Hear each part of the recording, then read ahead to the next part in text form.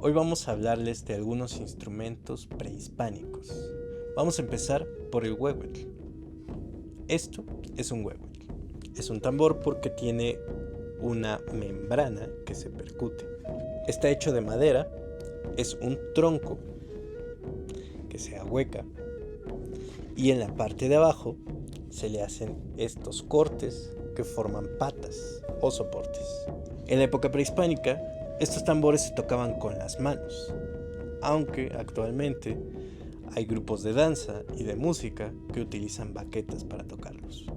De este instrumento hay representaciones prehispánicas en códices, en murales, hay figuras votivas hechas de barro y de piedra, y existen hasta la fecha algunos ejemplares arqueológicos que sobreviven.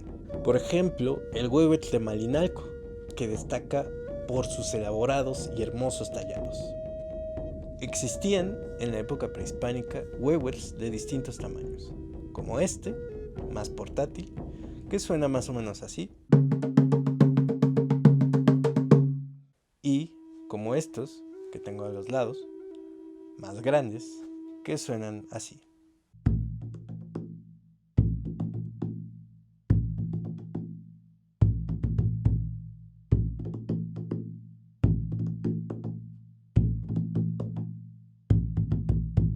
Ahora vamos a hablarles del teponaztli.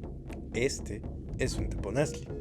Y a diferencia del huehuetl, este no es un tambor, porque no tiene una membrana, sino lo que lo hace sonar son lengüetas, que son parte misma del instrumento.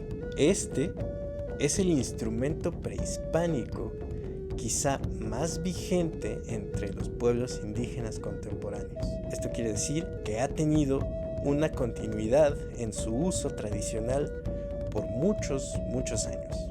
En la época prehispánica se utilizaban baquetas con recubrimiento de hule para percutir este instrumento. De este instrumento también hay evidencias en códices, en murales, y también hay ejemplares arqueológicos que han sobrevivido. En específico, los mixtecos tienen unos tallados increíbles. Y suena así.